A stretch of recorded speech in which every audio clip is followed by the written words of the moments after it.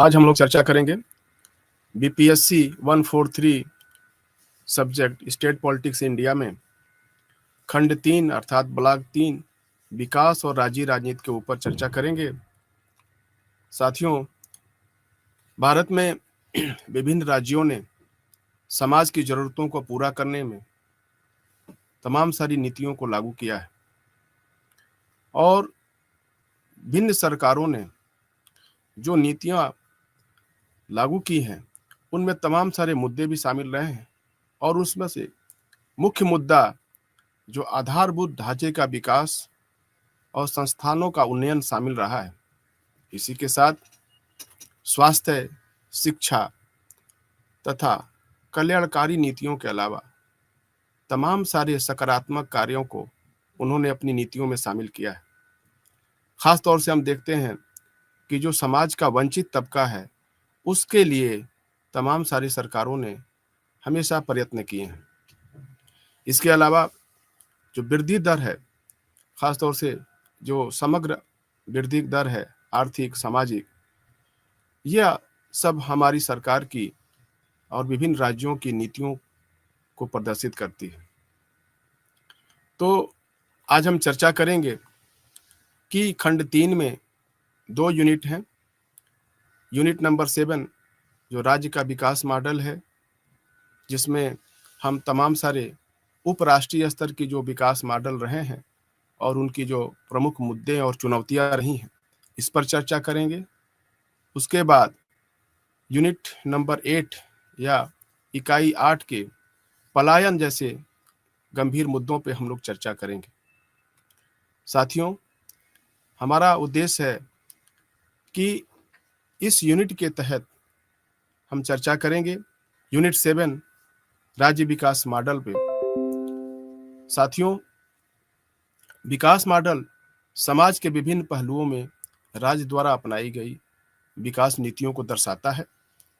इनमें बुनियादी ढांचा, स्वास्थ्य एवं शिक्षा, कल्याणकारी नीतियां, जिसमें कि आप देखते हैं कि गरीबी उन्मूलन शामिल है। इन्हें राज्य या बाजार द्वारा लागू किया जा सकता है। इनको बाजार और राज्य दोनों के गठबंधन द्वारा भी लागू किया जा सकता है। हम देखते हैं कि भारत के विकास में 2 तरीके के मॉडल मौजूद हैं, एक संपूर्ण भारतीय स्तर पर तथा दूसरा विभिन्न राज्यों के स्तर पर। भारतीय राज्य स्तर पर विकास मॉडल को भारतीय विकास मॉडल के रूप में जाना जाता है तथा विभिन्न राज्यों में या विभिन्न प्रकार के मॉडल हो सकते हैं। तो आइए हम भारतीय राज्यों में जो विकास के पैटर्न रहे हैं, अर्थात जो विकास के तरीके रहे हैं, उनको हम समझने की कोशिश करते हैं। प्रिय छात्रों, स्वतंत्रता प्राप्ति के बाद से ही सामाजिक वैज्ञानिकों के बीच भारत के विकासात्मक प्रक्षेप वर्ग एक बहस का मुद्दा रहा है। स्वतंत्रता की पूर्व संध्या पर भारत गरीबी, कुपोषण और भूख से पीड़ित था तथा नए भारत तमाम सारे सामाजिक कल्याण के बाजार और राज्य की सापेक्ष भूमिकाओं के संदर्भ में भारत का विकास मॉडल 2 चरणों में होकर गुजरा है। मोटे तौर पे अगर हम देखें तो भारतीय विकास मॉडल को हम पहला चरण 1950 से लेकर के 1951 के दशकों तक हम कह सकते हैं और जो दूसरा चरण रहा है वो 1991 के बाद का दशक है, जिसमें हम काफ़ी व्यापक तौर पे बदलाव देखते हैं। इसमें भारत के विकास मॉडल में राज्य ने प्रमुख भूमिका अदा की है। जो भारत का विकास मॉडल है वह नेहरूवादी या महालनोबिस मॉडल के रूप में भी जाना जाता है। आपको पता होना चाहिए कि महालनोबिस मॉडल इसलिए कहा जाता है क्योंकि प्रशांत चंद्र महालनोबिस कोलकाता में इंडियन स्टैटिस्टिकल जो इंस्टीट्यूट है उसको इस्टेब्लिश करने में उनका बड़ा योगदान रहा और बाद में जो द्वितीय पंचवर्षीय योजना थी, यह चरण 1991 में शुरू हुआ था। तब भारत में आर्थिक सुधार लागू किए गए थे। ये सुधार उदारीकरण, निजीकरण तथा भूमंडलीकरण के नाम से भी जाने जाते हैं। जैसा आप जानते हैं, एलपीजी शॉर्ट फॉर्म में इनको बोला जाता है, लिबरलाइजेशन, प्राइवेटाइजेशन और ग्लोबलाइजेशन। विकास का यह चरण भारतीय राज्यों में विकास मॉडलों में दिखाई देता है। विकास की प्रकृति, मॉडल या विकास के स्तर को दो तरह से देखा जा सकता है। करण, लोक लुभावनवाद, चुनावी गणनाएं, विद्रोह और कई हिंसों में दंगे, संसाधनों की कमी इत्यादि शामिल है। प्रिय साथियों, हम चर्चा करेंगे कि भारत में जो विकास है उसको लेकर के ऐसी कौन सी व्याख्याएं मौजूद है। भारत का विकास मॉडल कॉन्ट्राडिक्टरी है, अर्थात विरोधाभासी है। जहां एक तरफ गरीबी है वहीं दूसरी तरफ समृद्धि भी है। विद्वानों ने इस विरोधाभास को तीन प्रकार से व्याख्या किया है। पहली व्याख्या यह बताती है कि बावजूद इसके कि भारत के सामने कई चुनौतियां हैं, लोकतांत्रिक संस्थाओं, संघीय ढांचा और संविधान की वजह से विकास के लक्ष्य हासिल करना संभव हो सका। दूसरी व्याख्या के अनुसार 1991 के बाद से शुरू हुए आर्थिक सुधारों के कारण भारत यह हासिल कर पाया है। विभिन्न राजनीतिक दलों की सरकार और उनके बीच राजनीतिक प्रतिस्पर्धा के बावजूद यह सब संभव हो सका है। तीसरी व्याख्या भी है जो यह मानती है कि भारत में लोकतंत्र की सफलता से हम देखते हैं इसमें मध्यम वर्ग का एक उदय हुआ है। भारत में सुधारों के लिए संसाधनों की उपलब्धता भी बढ़ी है। इसके अलावा एक व्यापार उन्मुख अभिजात वर्ग ने आर्थिक अवसरों को खोलने और कुशल शक्ति का उदय होने में योगदान दिया है। इन कारकों ने एक अर्थव्यवस्था के पूर्ण विकास और भारत में निवेश और फलस्वरूप वृद्धि और विकास की संभावना में योगदान दिया है। ये व्याख्याएं भारत के विकास को राष्ट्र राज्य के स्तर पर केंद्रित करती हैं। ये क्षेत्रीय उपराष्ट्रीय स्तर की विविधता को अनदेखा करते हैं, जिसने भारत के विकास की जो विभिन्न राज्यों में जो विकास के जो मॉडल रहे हैं वो किस तरीके के रहे हैं। इसको हम ऐसा भी कह सकते हैं कि जो उपराष्ट्रीय स्तर पर विकास रहा है उसमें कौन से ऐसे मुद्दे रहे हैं और ऐसे कौन से चुनौतियां रही हैं जिसको लेकर के राज्यों ने स्थानीय स्तर पे, अपने रीजनल स्तर पे उन्होंने तमाम सारे विकास मॉडल को अपनाया। साथियों, विकास के नेहरूवादी एवं महालनोबिस मॉडल में राज्य की अहम भूमिका रही है। राज्य ने भारतीय राज्यों में ऐसी ही भूमिका निभाई है जिस प्रकार राष्ट्रीय स्तर पर भारतीय राज्य ने भूमिका निभाई है। जैसा कि पहले ही हमने चर्चा किया कि विकास को दो स्तरों पर देखा जा सकता है। पहला अखिल भारतीय स्तर पे जो विभिन्न राज्यों के औसत विकास को दर्शाता है, जबकि दूसरा राज्यों के जो अंदर विकास है उसके बारे में चर्चा करता है। राज्यों के भीतर विकास को उपराष्ट्रीय विकास भी कहा जा सकता है। विभिन्न राज्यों में विकास का पैटर्न एक जैसा नहीं है। विभिन्न राज्यों के मुद्दे और चुनौतियां भी भिन्न भिन्न हैं। विभिन्न राज्यों के बीच क्षेत्रीय असमानता व्याप्त है एवं किसी एक राज्य के अंदर भी क्षेत्रीय असमानता व्याप्त है। आप देख सकते हैं कि एक राज्य के भीतर भी कई उप क्षेत्र होते हैं। उदाहरण के लिए अगर उत्तर प्रदेश का आप उदाहरण लेते हैं तो यहाँ पर पूर्वांचल, पश्चिमांचल, बुंदेलखंड, हरित प्रदेश, ऐसे तमाम सारे रीजन हैं जिनको लेकर के अब क्षेत्रों के अपने अपने विकास के दावे हैं और राज्य उसके लिए प्रयासरत है। हम देखते हैं एक तरफ जहां विकसित राज्य हैं जैसे महाराष्ट्र, गुजरात, पंजाब या हरियाणा, वहीं दूसरी तरफ कुछ राज्य ऐसे हैं जो अति पिछड़े हैं। और जैसा कि हम पिछले बार चर्चा में हमने डिस्कस किया था कि ऐसे राज्यों को हम लोग बीमारू राज्य कहते हैं। बीमारू राज्य प्रत्येक राज्य के प्रथम अक्षर से बना है। जैसे बीमारू में बिहार, मध्य प्रदेश, राजस्थान और उत्तर प्रदेश, इन्हें हम हिंदी बेल्ट राज्य भी कहते हैं। मित्रों, कुछ ढांचेगत असमानताओं की वजह से इन राज्यों में असमान विकास हुआ है। इसने अविकसित राज्यों के भीतर भेदभाव की भावना को जन्म दिया है। इन भावनाओं के अनुसार भेदभाव केंद्र सरकार एवं विकसित राज्यों के द्वारा होता है। इसके परिणाम स्वरूप पिछड़े क्षेत्र अलग राज्यों के गठन की मांग करते हैं। इसका ताजा उदाहरण हम आंध्र प्रदेश से तेलंगाना, बिहार से झारखंड और मध्य प्रदेश से छत्तीसगढ़ राज्य के गठन के रूप में देख सकते हैं। उत्तराखंड भी एक नए राज्य का उदाहरण है। हालांकि इसका निर्माण राजनीतिक कारणों से हुआ था, आर्थिक और क्षेत्रीय पिछड़ेपन के कारण नहीं हुआ था। और जो 3 नए राज्य बने, झारखंड, छत्तीसगढ़, उत्तराखंड, ये भी बीमारू राज्यों से अलग होकर के ही बनाएगा। प्रिय साथियों, 1951 में 1991 में आर्थिक सुधारों के लागू होने के बाद से राज्यों ने विकास के एजेंडे को लागू किया। हालांकि उन्हें इसके लिए केंद्र से अनुमति लेनी पड़ी। लॉरेंस सीज ने एक पुस्तक लिखी है जिसका नाम है federalism without centre, the impact of political reform in India में उन्होंने एक दलील पेश की है कि सरकार एवं भारतीय राज्यों के बीच अंतर सरकारी प्रतिस्पर्धा राज्यों के बीच अंतर सरकारी सहयोग में हस्तांतरित हो गई है। फलस्वरूप राज्य अब आर्थिक एवं औद्योगिक विकास के लिए केंद्र पर निर्भर नहीं है। आर्थिक सुधारों ने इस अवस्था को उपयोग करने और निजी कंपनियों को अपने राज्य में निवेश करने के लिए आमंत्रित किया। सुधारों से पहले राज्यों में औद्योगिकरण संघ राज्य सरकार की वित्तीय सहायता पर निर्भर था और संघ और राज्य के बीच संबंध पर निर्भर था। सुधार के साथ विभिन्न राज्य सरकारों ने अपनी स्वायत्तता का इस्तेमाल करके निजी कंपनियों को आमंत्रित किया और औद्योगिकरण को बढ़ावा दिया। गुजरात, तमिलनाडु और आंध्र प्रदेश जैसे राज्यों ने सुधार की शुरुआत की पहल की। वे राज्य जहां गैर कांग्रेसी सरकारें थीं, इसके लिए ज्यादा सक्रिय थे। वे केंद्र सरकार पर वित्तीय और औद्योगिक विकास के लिए निर्भरता को कम करना चाहते थे। परिणाम स्वरूप क्षेत्रीय दलों और नेताओं ने व्यक्तिगत स्तर पर विकास की प्रक्रिया में नेतृत्व की महत्वपूर्ण भूमिका निभाई।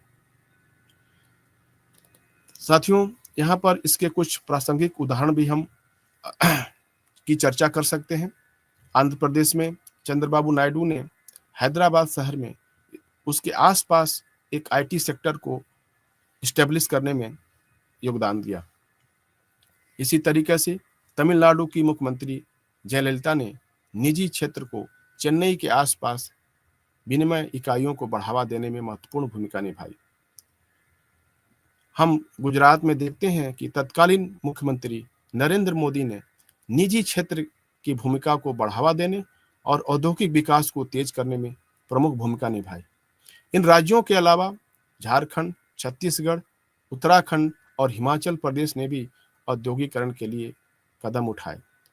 इन राज्यों ने अपने औद्योगिक उपाय और नीतियों को विकसित किया ताकि भारतीय वैश्विक निवेश उद्योग स्थापित कर सके।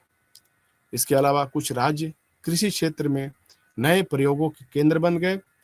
पंजाब ने कृषकों के हितों को ध्यान में रखकर तीव्र तेज गति से कृषि आधुनिकीकरण को प्रोत्साहित किया। अन्य राज्यों के विपरीत केरल ने शिक्षा के विकास पर ज्यादा ध्यान दिया। हालांकि हम देखते हैं कि जो कौशल विकास है उस क्षेत्र में केरल काफी आगे रहा। प्रिय साथियों, सरकारों और निजी क्षेत्र के सहयोग को निजी क्षेत्र इन सुधारों ने प्रोत्साहन मिला। विशेष आर्थिक क्षेत्र अर्थात सेज, स्पेशल इकोनॉमिक जोन स्थापित करने में निजी क्षेत्र का बहुत योगदान रहा। राज्यों में उद्योग स्थापित करने के लिए भूमि का अधिग्रहण आवश्यक हो गया। ऐसे उद्योगों का उद्देश्य संबंधित राज्यों में लोगों को रोजगार देना था। उनसे बुनियादी ढांचे के विकास की भी उम्मीद की गई थी। सेज की स्थापना के लिए भूमि के अधिग्रहण पर राजनीति उत्पन्न हुई। सेज की स्थापना के लिए भूमि अधिग्रहण का कई राज्यों में किसानों ने विरोध किया और किसानों ने सिर्फ विरोध ही नहीं किया बल्कि बहुत सारी हिंसक झड़पें भी हुई, जिसमें कुछ मामलों में सेज के विकास पर भी प्रतिकूल प्रभाव पड़ा। इस सदी के पहले दशक में भारत में भूमि अधिग्रहण के खिलाफ कई विरोध प्रदर्शन देखे हैं। उदाहरण के लिए पश्चिम बंगाल के नंदीग्राम और सिंगूर तथा उत्तर प्रदेश के भट्टा परसौल में हिंसा हुई और ऐसी घटनाओं से इन राज्यों में तो संबंधित सरकारों ने विकास के एजेंडे को पटरी से उतार दिया। साथियों, जो भारत में अलग अलग राज्यों के जो विकास मॉडल है, हम उस पर चर्चा करेंगे। हम देखते हैं कि किसी राज्य में विकास मॉडल की जो विशेषता है, वो उनके नेतृत्व द्वारा पहचानी जा सकती है। क्यों इन्हें राज्य में शासित दलों, नीतियों की प्राथमिकताओं, बुनियादी ढांचे का विकास जैसे सड़क, शैक्षिक और स्वास्थ्य संस्थाएं, गरीबी उन्मूलन कार्यक्रम और अन्य सामाजिक कल्याण उपाय और मानवाधिकार के आधार पर हम राज्यों के जो विकास मॉडल रहे हैं, उनकी हम पहचान हम कर सकते हैं। बहुत सारे विद्वानों ने विकास के स्तर को मापने के लिए राज्य की वृद्धि दर का उपयोग किया है। हालांकि बहुत सारे विद्वानों ने वृद्धि को सामाजिक कल्याण से अलग करके नहीं देखा है, अर्थात वे विकास को मानव क्षमताओं के विकास जैसे मानव विकास के रूप में देखते हैं। केरल, गुजरात, पंजाब, गोवा, कर्नाटक और महाराष्ट्र जैसे राज्यों में आर्थिक विकास में वृद्धि एवं मामूली मानव विकास देखा गया है। बीमारू राज्यों के साथ साथ उड़ीसा तथा उत्तराखंड, झारखंड और छत्तीसगढ़ राज्यों में हम देखते हैं कि वो काफी समय तक विकास के संकट से जूझ रहे हैं। कुछ विद्वान जैसे कि अतुल कोहली और सुब्रत मित्रा जैसे जो विद्वान हैं, उन्होंने भारत के विभिन्न राज्यों में शासन के सवाल पर अधिक ध्यान केंद्रित किया। अतुल कोहली ने एक बुक लिखी है, पॉवर्टी अमिड प्लेंटी इन न्यू इंडिया। उन्होंने इसमें बिहार और उत्तर प्रदेश में संरक्षण आधारित राजनीति को, उनके कुशासन को प्राथमिक कारणों में माना है। उनका मानना है कि सुधारों के युग में वृद्धि को संरक्षण मिला। यह वह समय है जब भारतीय राज्य जो सुधारों के पूर्व समाजवादी एजेंडे के समर्थक थे, व्यवसाय हितैषी, प्रो बिजनेस बन गए हैं। पश्चिमी बंगाल ने गरीबी के स्तर को कम किया क्योंकि इसने स्वतंत्रता प्राप्ति के बाद भूमि सुधारों को लागू किया था। गुजरात ने प्रत्यक्ष विदेशी निवेश को आकर्षित किया तथा औद्योगिक विकास अनुकूल पर्यावरण नीति को अपनाया। अब साथियों, हम देखते हैं कि जो अलग अलग राज्यों में विकास के जो मॉडल अपनाए गए, जो पैटर्न अपनाया गया, वो किस तरीके का रहा है।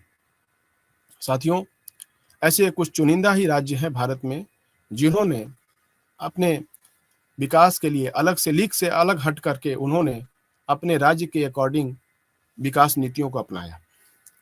इसी में हम देखते हैं कि पंजाब मॉडल जो है वो हमें कृषि क्षेत्र के विकास के बारे में काफ़ी कुछ दिशा निर्देशित करता है। पंजाब का विकास मॉडल राज्यों में विकास पैटर्न को दर्शाता है, जहां विकास में कृषि का बड़ा योगदान है। पंजाब के साथ कुछ अन्य राज्य जैसे हरियाणा या उत्तर प्रदेश के जो पश्चिमी क्षेत्र है को खाद्य आवश्यकता में भारत को आत्मनिर्भर बनाने का श्रेय दिया जाता है। पंजाब राज्य 1960 के दशक में भारत में खाद्यान्न की कमी पूरा करने वाला एक रक्षक राज्य था। उस समय खाद्य संकट चीन के साथ युद्ध और मानसून की विषमता के कारण अधिक जटिल हो गया था। हरित क्रांति द्वारा भारत खाद्य उत्पादन में आत्मनिर्भर बना तथा भारत में खाद्यान्न की कमी को भी पूरा किया जा सका। साथियों, हरित क्रांति द्वारा उच्च उपज वाली किस्मों के बीज, जिसको हम अंग्रेजी में हाई यील्ड वैरायटीज बोलते हैं, रसायनों और उर्वरक और कृषि आया गया और पंजाब ऐसा ही क्षेत्र था। हरित क्रांति लाने का मुख्य उद्देश्य पर्याप्त खाद्यान्न का उत्पादन करना और भारत को अपनी आवश्यकता को पूरा करने में आत्मनिर्भर बनाना था।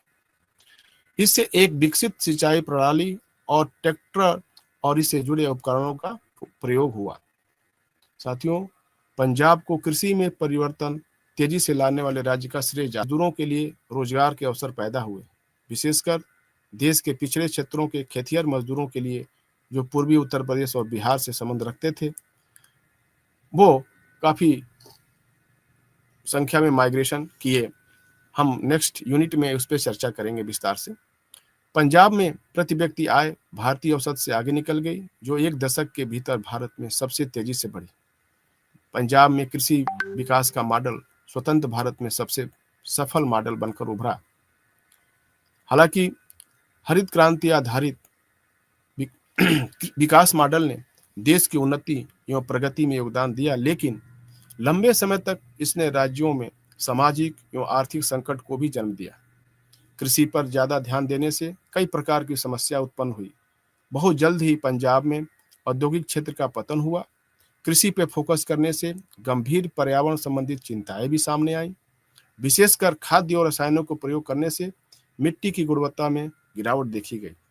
इसकी कृषि क्षेत्र राज्य पर निर्भर हो गया, क्योंकि भारतीय खाद्य निगम एक बड़ी एजेंसी बन गई थी। राज्य सरकार ने भी पानी, बिजली एवं अन्य कृषि उपकरणों पर सब्सिडी दी। इसका प्रभाव यह हुआ कि राज्य की वृद्धि दर लगातार गिरने लगी। खासतौर से इमरजेंसी और पंजाब में विद्रोह के तमाम सारे ऐसे घटनाएं दिखाई दी, जिससे राज्य की समस्याओं में और बढ़ोतरी हो गई। कृषि उत्पादन में गिरावट एवं औद्योगिकरण की कमी के कारण राज्य की प्रति व्यक्ति आय में गिरावट देखी गई। इससे खेतिहर मजदूरों एवं किसानों के बीच आत्महत्या के मामलों में बढ़ोतरी देखी गई। पंजाब मॉडल की स्थिरता राज्य के विकास के सामने एक चुनौती के रूप में उभरी है। कुछ विद्वानों ने पंजाब में हिंसा को 1980 में हरित क्रांति द्वारा उत्पन्न किए संकटों के परिणाम स्वरूप देखा है। मित्रों, आपको पता होगा कि एक लंबे समय तक 1980 के दशक में पंजाब राज्य अलगाववादी प्रवृत्तियों से और खालिस्तानी उग्रवादियों के द्वारा प्रायोजित हिंसा से संकट में से जूझता रहा। तो ऐसे बहुत सारे मिले जुले कारण हैं जो कृषि क्षेत्र में जो विकास दिखाई दिया, वहाँ पर उसका एक रिवर्स भी दिखाई दिया। उसका जो साइड इफेक्ट होता है खाद्यों का, खासतौर से फर्टिलाइजर्स का, वहाँ की मिट्टी उर्वर से हम देख रहे हैं कि वो किस तरीके से वो उर्वरताहीन मिट्टी के रूप में बदलती गई और आज हमारे लिए वो चिंता का विषय है। साथियों, इसी तरीके से केरल राज्य में भी विकास के अपने अलग पैटर्न को उसने उस पर काम किया और केरल मॉडल आमतौर पर मानव विकास, खासकर शिक्षा एवं स्वास्थ्य पर विशेष रूप से जोर देने के लिए जाना जाता है।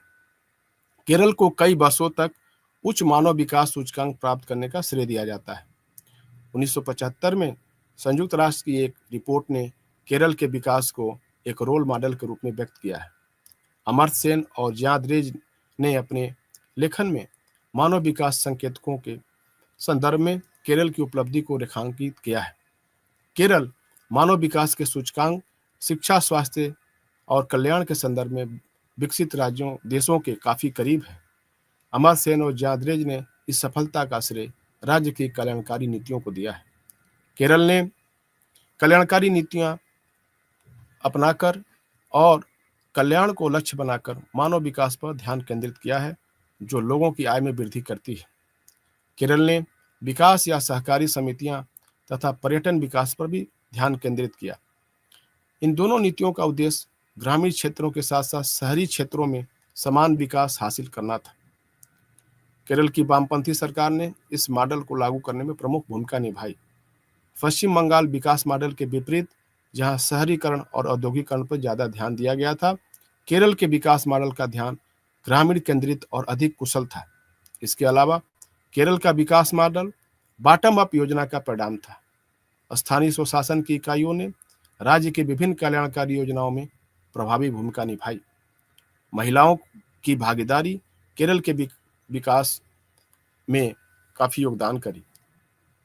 केरल के विकास में पहल में सबसे उल्लेखनीय उपलब्धियों में से एक महिलाओं की भागीदारी रही।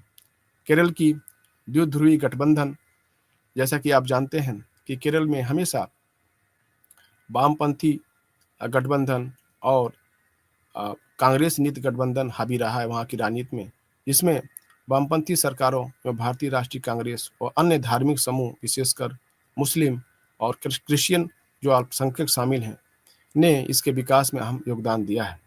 इन नीतियों को लागू करने के साथ केरल औद्योगिक विकास में अहम योगदान दिया है। इन नीतियों को लागू करने के साथ केरल औद्योगिक विकास पर अपनी निर्भरता कम कर सका, जो विदेशी निवेश से हुआ है। किसी प्रकार की निर्भरता नहीं होने के बावजूद केरल ने कृषि केंद्रित मॉडल ने विकास के समावेशी रूप को प्राप्त करने में मदद की। मानव विकास सूचकांक के मामले में केरल की उपस्थिति देश से बिल्कुल अलग है। अपनी पुस्तक में मानव विकास का सही चित्र प्रस्तुत करते हुए जयाद्रेज और अमर सेन ने यह दलील दी कि भारत में गरीब महिलाएं अपनी आवश्यकता पूरा करने में असमर्थ हैं। जन कल्याण के लिए संसाधनों ताकि लोगों की जीवन यापन की स्थिति में सुधार किया जा सके का उचित मात्रा में प्रयोग नहीं हुआ है।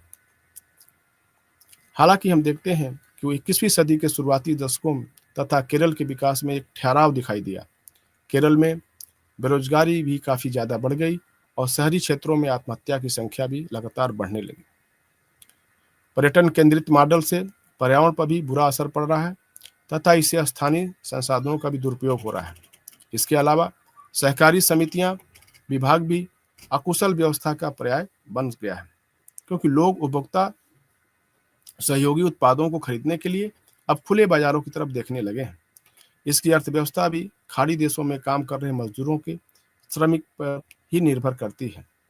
इस संदर्भ में जो विचार केरल के बारे में उसके मानव विकास सूचकांक के समर्थन में दिए गए थे, वो भी अब विरोध का सामना कर रहे हैं। ऐसे कुछ विद्वान हैं जैसे जगदीश भगवती और अरविंद पनगड़िया ने एक पुस्तक लिखी है, इंडिया ट्रिस्ट विद डेस्टिनी। उसमें वो बताते हैं कि वो इस बात से सहमत नहीं है कि केरल विकास मॉडल का एक सफलतम उदाहरण है। साथियों, इसी तरीके से एक अन्य राज्य, दूसरा राज्य है गुजरात, जिसकी मॉडल की काफ़ी चर्चा होती है। हम उस पर चर्चा करेंगे। साथियों, गुजरात मॉडल को भी एक और सफलता की कहानी के रूप में भारतीय राज्यों में प्रस्तुत किया गया है। केरल, जिसको कल्याण के आधार पर मॉडल बनाया गया है, उससे भिन्न गुजरात मॉडल को औद्योगिकरण और बाजार उन्मुख सुधारों की सफलता के रूप में जाना जाता है। इस सदी के प्रथम 2 दशकों तक गुजरात भारत में सबसे बड़ी अर्थव्यवस्था के रूप में जाना जाता था। इसकी वृद्धि दर भी सुधारों की वजह से हुई है। सुधारों के अंतर्गत इसकी अर्थव्यवस्था को निगम क्षेत्र को सौंप दिया गया। गुजरात में व्यवसाय करने के कानूनों में ढील दी गई तथा इसकी भूमि और पर्यावरण के कानूनों में नरमी बरती गई। गुजरात का बंदरगाह के समीप होने की वजह से इसके औद्योगिकरण को बढ़ावा देने में मदद मिली। इसके अलावा गुजरात सरकार ने औद्योगिक इकाइयों को 24 घंटे बिजली मुहैया कराने का वादा किया और औद्योगिक इकाइयों को सब्सिडी देने का प्रस्ताव दिया ताकि वे ज़्यादा उत्पादन कर सकें। सब्सिडी विभिन्न प्रकार की थी, जैसे कि उसमें पूंजी, ब्याज, आधारभूत ढांचा या भूमि, जल या अन्य प्राकृतिक संसाधनों के उपयोग पर सब्सिडी। सरकार ने औद्योगिक पार्क एवं विशेष आर्थिक जोन सेज भी बनाए ताकि विभिन्न औद्योगिक निर्यात उन्मुख इकाइयों को विशेष प्रोत्साहन मिल सके। 1990 और 2010 के बीच गुजरात ने अधिकतम प्रत्यक्ष विदेशी निवेश को आकर्षित किया। राज्य सरकार द्वारा अप्रवासी भारतीयों के लिए राज्य में निवेश करने की पहल की। इससे भी यह हासिल करने में मदद मिली। जगदीश भगवती और अरविंद पनगड़िया, जैसा कि मैंने उनकी पुस्तक का जिक्र किया, गुजरात के विकास मॉडल के कट्टर समर्थक हैं। इनका मानना है कि गुजरात जैसी अर्थव्यवस्था उच्च विकास दर हासिल करने के बाद विकसित हो सकी है और यह औद्योगिकरण और बाजार के नेतृत्व में विकास को बढ़ावा देकर संभव हो सका है। गुजरात का विकास भी ट्रिकल डाउन सिद्धांत पर आधारित है। गुजरात में एक मजबूत उद्यमी वर्ग ने गुजरात को उच्च विकास स्तर हासिल करने में मदद की है। ऐतिहासिक रूप से गुजराती भारत के भीतर और बाहर विशेष व्यावसायिक गतिविधियों में शामिल रहे हैं। जब गुजरात सरकार ने अपनी अर्थव्यवस्था को औद्योगिकरण के लिए खोला, इस औद्योगिक उद्यमशील वर्ग ने इसका सकारात्मक रूप से जवाब दिया और गुजरात में भारी निवेश किया। साथियों, फिर भी गुजरात के विकास मॉडल की कई प्रकार से आलोचना की हुई है। कमजोर वर्गों के प्रति संवेदनशीलता की कमी के अलावा, जो विशेष तौर पर अपनी आजीविका के लिए प्राकृतिक संसाधनों पर निर्भर रहते हैं, विकास को केंद्रीय राजनीतिक व्यवस्था द्वारा हासिल किया गया। स्थानीय स्वशासन संस्थाओं की योजना बनाने या विभिन्न विकास कार्यक्रमों को लागू करने में ना के बराबर भूमिका थी। औद्योगिकरण पर अत्यधिक जोर देने की वजह से शिक्षा और स्वास्थ्य जैसे क्षेत्रों की अनदेखी हुई। गुजरात के श्रम बल में सामाजिक सुरक्षा और शिक्षा का अभाव है। इसके कार्यबल का अधिकांश भाग औपचारिक क्षेत्र का विकास है, जो बिना किसी सामाजिक और आय सुरक्षा के। गुजरात ने विकास एक दशक में बेरोजगारी में उच्च बढ़ोतरी भी देखी है। तो इस तरीके से हम देखते हैं कि जो ट्रिकल डाउन थियरी है, उस पर आधारित गुजरात का विकास मॉडल हमको सुखद भी लगता है, तो कई मानव विकास सूचकांकों के मसले पर वो दुखद भी लगता है। साथियों, हम एक और राज्य है तमिलनाडु, जिसके मॉडल की जरूर चर्चा करेंगे। तमिलनाडु के विकास मॉडल की रणनीति जो केरल राज्य है और गुजरात राज्य है, उससे थोड़ा सा अलग है। इन दोनों राज्यों से भिन्न तमिलनाडु में औद्योगिक विकास और आर्थिक विकास के इतिहास की विरासत नहीं है। यह 1980 का समय था, जब तमिलनाडु में विकास शासन का प्रमुख मुद्दा बन गया था। स्वतंत्रता प्राप्ति के बाद यहाँ पहले 2 दशकों में निर्जातीय और क्षेत्रीय आंदोलन हुए। जैसा हम पहले चर्चा कर चुके हैं साथियों, किस प्रकार से वहाँ द्रविड़ नाडु की मांग और भाषाई आधार पर केंद्र और के साथ और मुख्य धारा की राजनीति से हमेशा टकराव दिखाई दिया। ऐसे में माहौल में 1980 के दशक में तमिलनाडु ने 2 स्तरीय रणनीति को अपनाया। पहली रणनीति, एक तरफ इसने सेवा क्षेत्र के विकास पर ज्यादा ध्यान दिया, दूसरी रणनीति इसने राज्य के कल्याणकारी कार्यक्रमों के तहत गरीबी दूर करने पर अधिक बल दिया। तमिलनाडु में बेहतर शिक्षा सुविधाओं का भी इतिहास था। इसने राज्य के औद्योगिक विकास का सामाजिक आधार भी प्रदान किया। इन कारकों के साथ दलित आंदोलन, महिला शिक्षा और बंदरगाहों की उपलब्धता ने बाजार के विकास के लिए प्रत्यक्ष सामाजिक वातावरण का निर्माण किया। इसके अलावा राज्य ने औद्योगिक गलियारों के विकास पर भी ध्यान केंद्रित किया। परिणाम स्वरूप तमिलनाडु ऑटोमोबाइल सेक्टर का एक केंद्र बन गया। तमिलनाडु ने राज्य द्वारा प्रायोजित कल्याणकारी कार्यक्रमों के माध्यम से शहरी गरीबों को भोजन प्रदान करने पर भी ध्यान केंद्रित किया। इसके मिड डे मील कार्यक्रम को भी उच्च सराहना मिली। तमिलनाडु सरकार ने गरीबों को, खासतौर से लड़कियों को, अन्य लाभ वितरित करने में भी भारी निवेश किया। इसकी कुछ योजनाओं जैसे टेलीविजन या साइकिल जैसी योजनाओं को विभिन्न कोणों से आलोचना भी मिली, लेकिन अन्य राज्यों ने भी विभिन्न तरीकों से समान योजनाओं का अनुकरण भी किया। इसके अलावा राज्य ने सार्वजनिक स्वास्थ्य में निवेश और निजी क्षेत्र को बढ़ावा देकर स्वास्थ्य के बुनियादी ढांचे में सुधार किया। इस कारण मानव विकास सूचकांक में तमिलनाडु का स्वास्थ्य संकेतक प्रति व्यक्ति कैपिटा खपत के स्तर में कमी होने के बावजूद केरल के काफी करीब है। समाज कल्याण नीतियां तमिलनाडु के मानव विकास एजेंडे का महत्वपूर्ण हिस्सा रहे हैं। राज्य की सार्वजनिक वितरण प्रणाली गरीबी ने कम करने तथा खाद्यान्न सुरक्षा प्रदान करने में योगदान दिया। आंगनबाड़ी द्वारा बच्चों के कल्याण तथा उनके स्वास्थ्य को सुधारने में योगदान दिया। यद्यपि राज्य की नीतियों को लोक लुभाव नीति के रूप में आलोचना हुई, परंतु अन्य राज्यों ने इन नीतियों को भी अपनाया है। साथियों, ऐसे बहुत सारे राज्य रहे हैं जिन्होंने अपने अपने राज्य के संपूर्ण विकास के लिए एक अलग तरीका अपनाया है, लेकिन कुछ तरीके बहुत सामान्य हैं। जैसे कि ऐसे बहुत सारे राज्यों के मुख्यमंत्री, जैसे कि उड़ीसा के मुख्यमंत्री नवीन पटनायक हों या उत्तर प्रदेश के वर्तमान मुख्यमंत्री या पूर्व के मुख्यमंत्री रहे हों, इन्होंने एफडीआई को आकर्षित करने और कल्याणकारी और लोक लुभावन योजनाओं को शुरू करने में कोई कोर कसर नहीं छोड़ी। तो हम देखते हैं खासतौर से उत्तर प्रदेश में अभी योगी आदित्यनाथ की सरकार है और उसने ऐसे तमाम सारे बुनियादी ढांचे के विकास के कार्यक्रम को और कल्याणकारी योजनाओं को उन्होंने अपनाया है। साथियों, अब हम चर्चा करेंगे यूनिट 8 इकाई 8 के माइग्रेशन अर्थात पलायन जैसे मुद्दे पर। आज हमारे देश के लिए और पूरी दुनिया के लिए भी पलायन एक महत्वपूर्ण मुद्दा है। विशेष तौर पे हमारे देश में जिस हिसाब से इस सिलेबस के हिसाब से हम आगे बढ़ेंगे, पलायन को देखते हैं कि आज के समय में एक गंभीर मुद्दा बना हुआ है। लोग व्यवसाय करने, नौकरी की तलाश करने या अन्य उद्देश्य के लिए एक स्थान से दूसरे स्थान पर जाते हैं। लोगों की यह गतिविधि उनकी आर्थिक गतिविधियों का एक महत्वपूर्ण हिस्सा है।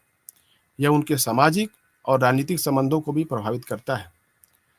हम देखेंगे कि वो कौन सी प्रवृत्तियां हैं जिससे एक राज्य से दूसरे राज्य में, एक राज्य का व्यक्ति दूसरे राज्य में प्रवासी कहा जाता है, और यह प्रवास उनके बीच में संबंधों के बीच मनमुटाव का कारण भी बनता है, वो संघर्ष का कारण बन जाता है। खासतौर से चुनावों के दौरान हम देखते हैं कि राजनीतिक प्रतिस्पर्धा का एक केंद्र बिंदु बन जाता है। अक्सर आपने मुंबई में पूर्वांचल और के लोगों के साथ, बिहारी लोगों के साथ आए दिन कभी कभी राजनीतिक प्रतिस्पर्धा आपने न्यूज के माध्यम से सुना होगा। साथियों, आइए हम देखते हैं कि पलायन है क्या।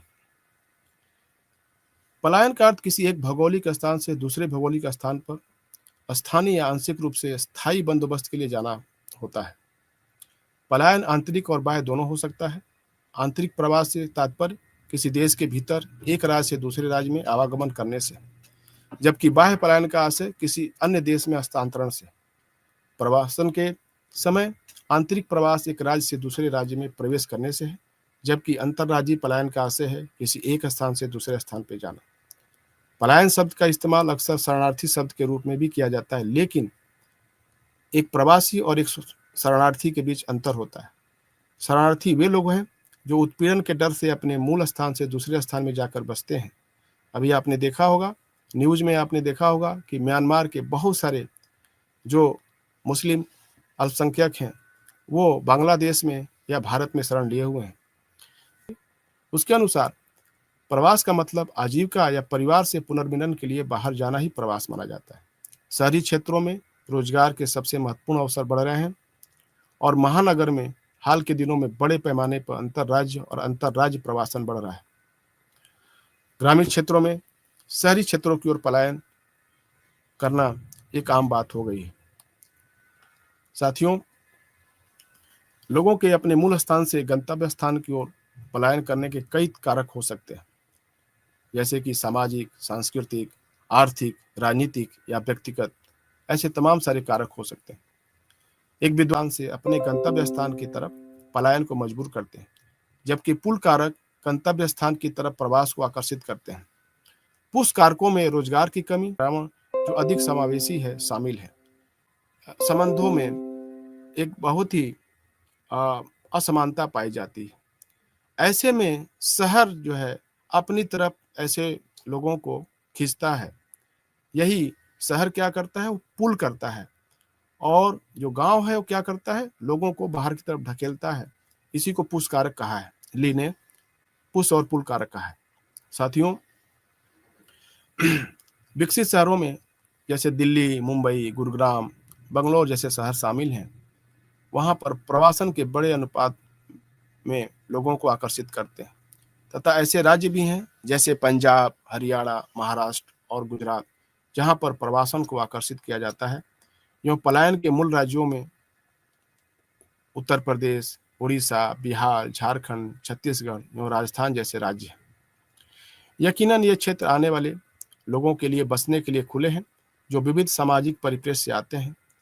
हमने देखा कि कोविड-19 के कारण जो लॉकडाउन लगा था 2020 में, उसके दौरान भारत में बहुत अधिक उल्टा प्रवास देखने को मिला था। इसको रिवर्स माइग्रेशन भी बोलते हैं। उल्टा प्रवास अर्थात शहर से गांव की तरफ पलायन।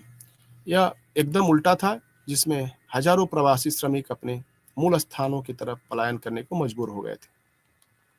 साथियों, भूमंडलीकरण का पलायन से बहुत ही गहरा नाता है। भारत में वैश्वीकरण द्वारा सृजित अवसरों ने पलायन को बढ़ावा देने में पुश कारक के रूप में काम किया है।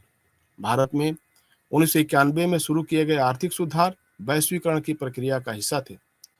ये सुधार भुगतान संतुलन संकट जिसका भारत सामना कर रहा था को दूर करने के लिए शुरू किए गए थे।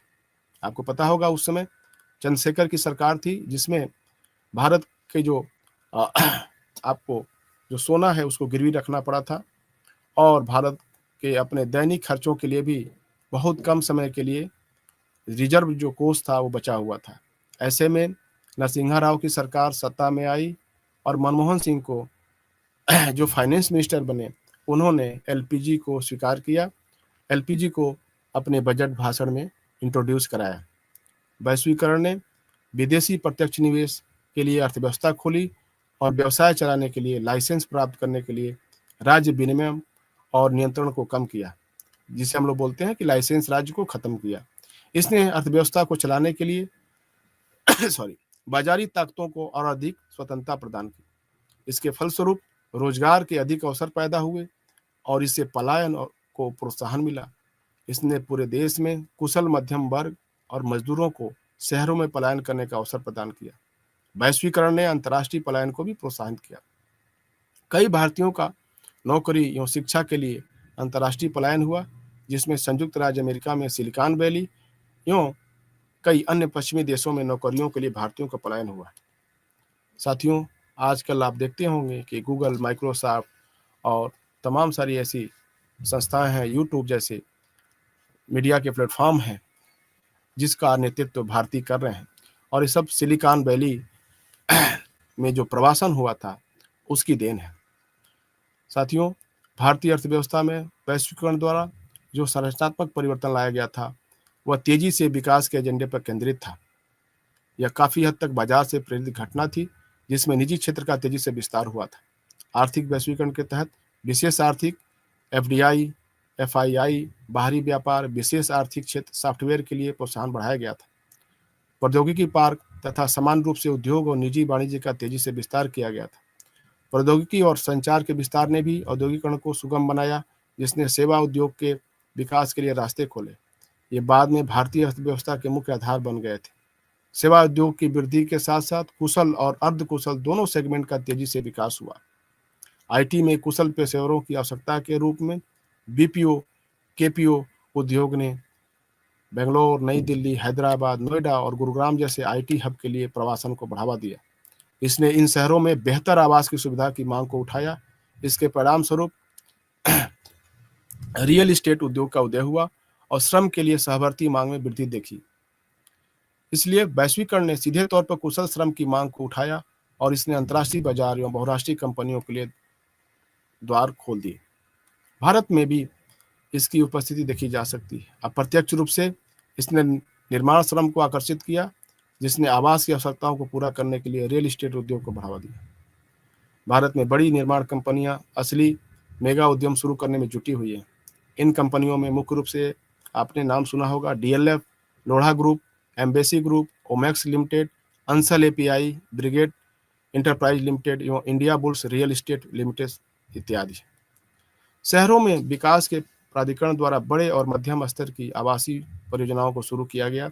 सार्वजनिक निजी संयुक्त उद्यमों, गृह निर्माण परियोजनाओं के तहत बुनियादी ढांचे का विकास किया गया। इसने आवासीय क्षेत्र में भी प्रवासन को बढ़ावा दिया। इन घटनाओं ने यह से साबित करती हैं कि वैश्वीकरण ने प्रत्यक्ष और अप्रत्यक्ष तौर पर पलायन को प्रोत्साहित किया। वैश्विक पूंजीवाद ने एक नए श्रमिक वर्ग का सृजन किया है, जो अपनी बेहतर आजीविका की तलाश में गांवों से शहरों की ओर पलायन करते हैं। हालांकि वैश्वीकरण ने रोजगार के नए अवसरों का सृजन किया है, लेकिन इससे प्रवासी मजदूरों का खतरा और अनिश्चितता भी बढ़ी है। फ्रांसीसी समाजशास्त्री गाई स्टैंडिंग ने इन खतरों एवं अनिश्चितताओं का अवलोकन किया और अपना सिद्धांत प्रस्तुत किया, जिसे हम लोग स्टैंडिंग सिद्धांत कहते हैं। इस सिद्धांत के अनुसार प्रवासी मजदूर विभिन्न प्रकार के संकटों का सामना करता है, जिसे हम लोग 4A क्राइसिस कहते हैं।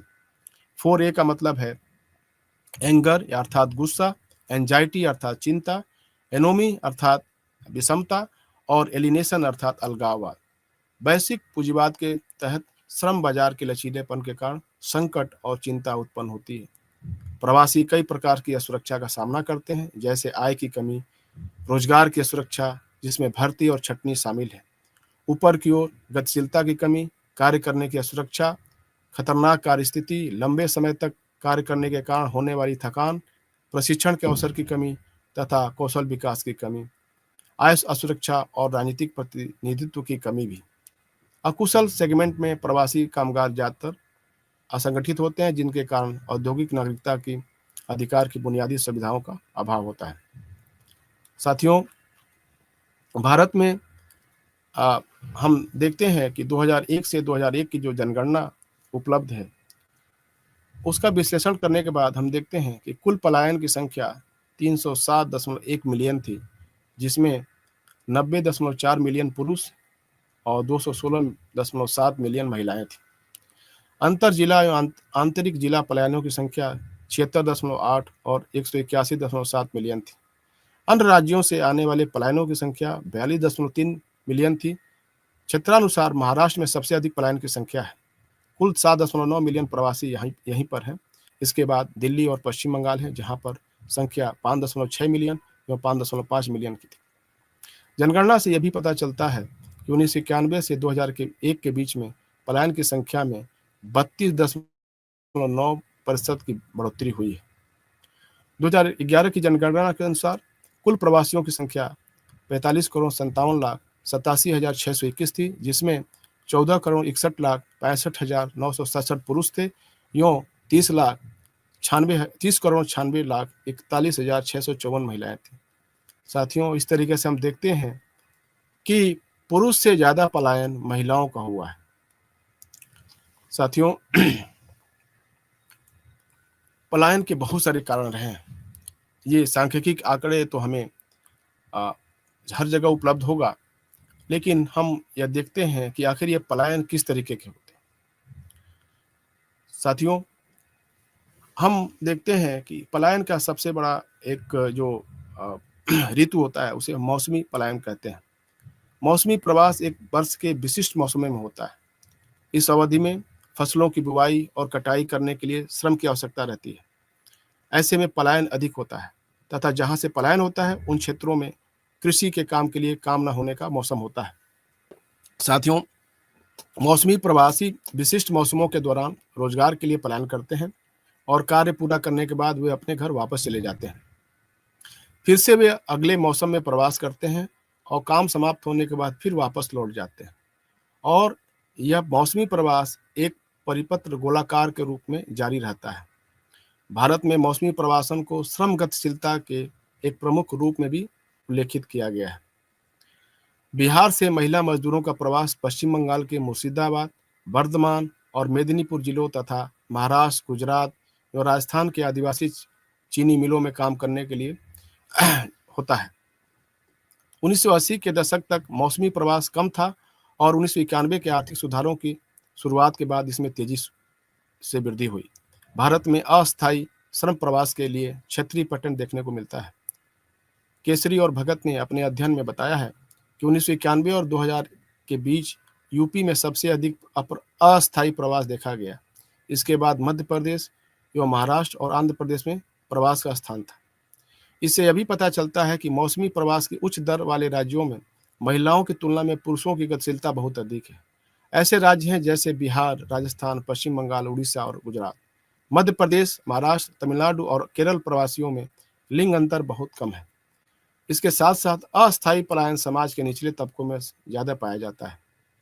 यूनेस्को के एक अध्ययन से पता चलता है कि मौसमी प्रवास ज्यादातर अशिक्षित और SC/ST वर्गों में सबसे अधिक पाया जाता है।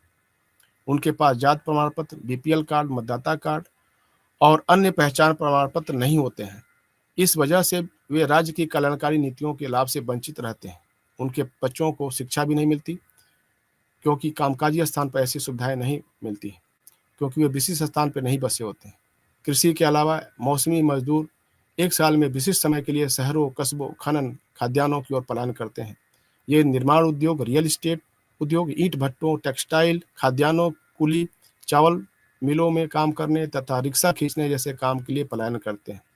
कई मामलों में पूरे परिवार, जिसमें बच्चे और महिलाएं, मौसमी मजदूरों के रूप में पलायन करते हैं।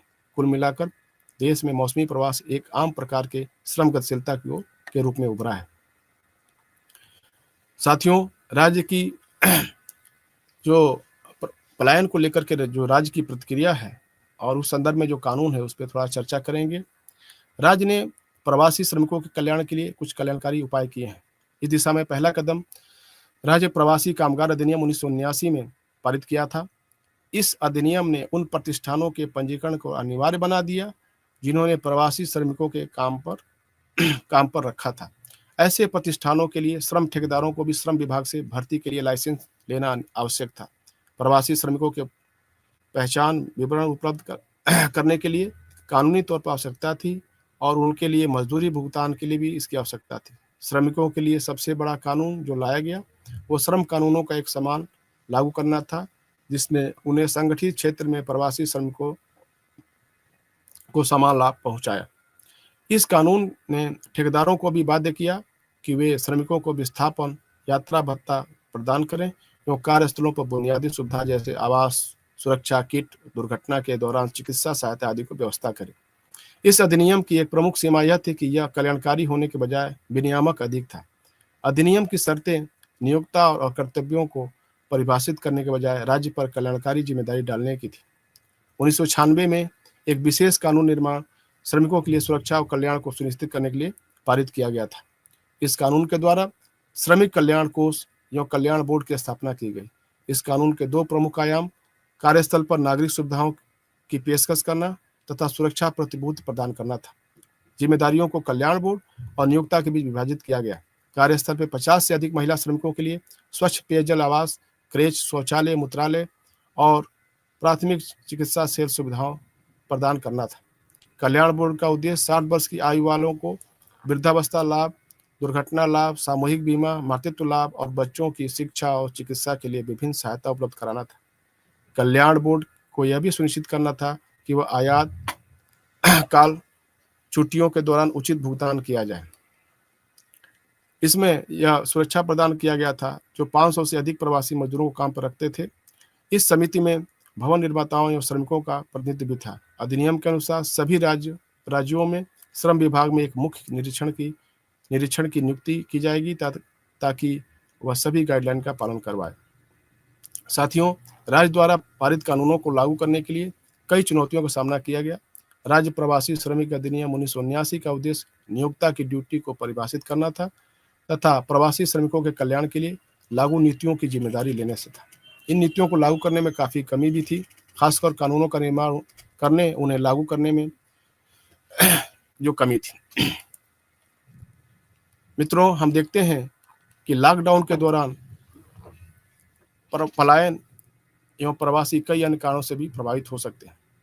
कोविड-19 महामारी में हमने देख लिया है, महामारी को फैलने से रोकने के लिए सामाजिक दूरी या साथ सोशल डिस्टेंसिंग बनाए रखना एक उपाय था तथा इसके लिए लॉकडाउन का निर्णय लेना बेहद जरूरी था। भारत सरकार ने तालाबंदी की घोषणा अर्थात लॉकडाउन की घोषणा मार्च 2020 में की थी। इस लॉकडाउन में सभी प्रकार की आर्थिक इकाइयों और संस्थाओं को बंद किया गया। सार्वजनिक स्थानों पर इकट्ठे होने पर पाबंदी लगा दी गई थी। लोगों को उनके घरों में ही रहने को सलाह दी गई थी। तालाबंदी का असर समाज के सभी वर्गों पर पड़ा, लेकिन इसका सबसे बुरा प्रभाव प्रवासी मजदूरों पर पड़ा। लॉकडाउन की घोषणा के समय ज़्यादातर लोगों ने औपचारिक आर्थिक गतिविधियों में काम करते थे, किराए के मकानों में रहते थे। लॉकडाउन ने उनकी आय के स्रोतों को बंद कर दिया। उनमें से अधिकांश किराए के मकान में न रहकर सार्वजनिक संस्थानों जैसे पुल के नीचे तथा फुटपाथ पर अपनी ज़िंदगी गुजारने को मजबूर हुए। रोजगार के अवसर समाप्त होने के साथ साथ उनके पास रहने को भी जगह नहीं थी। इसने उनके अंदर आजीविका की असुरक्षा की भावना भी पैदा की। साथियों, हमने भारत में किसी एक राज्य या राज्यों के बीच एक से अधिक प्रवास को बढ़ते हुए देखा है। इसे भूमंडलीकरण, शहरीकरण और परिवहन एवं संचार प्रौद्योगिकी ने और अधिक आगे बढ़ाया है। ग्रामीण क्षेत्रों से शहरों की ओर श्रम गतिशीलता एक बहुत आम बात हो गई है। इसकी उत्पत्ति का प्रमुख कारण गंतव्य बिंदु पर पुल कारक तथा पुश कारक शामिल है, जिसकी हमने अभी चर्चा की थी। शहरों में पुनर्वास लाभ और जोखिम के साथ आता है।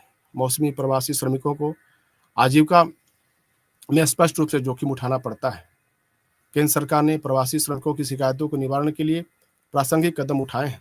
प्रवासी मजदूरों और निर्माण उद्योग में काम करने वालों के कल्याण के लिए विशेष कानून बनाए गए हैं। ये कानून राज्य सरकारों के लिए व्यापक दिशा निर्देश और दिशा प्रदान करते हैं। इसलिए कल्याण के विभिन्न प्रावधानों को लागू करने का कार्य और लक्ष्य समूहों के कल्याण को सुनिश्चित करना राज्य का प्रमुख कार्य रहा है। सफल नीति के हस्तक्षेप के लिए केंद्र और राज्यों के बीच उच्च स्तर की आंतरिक निर्माता एवं सहयोग की आवश्यकता होती है।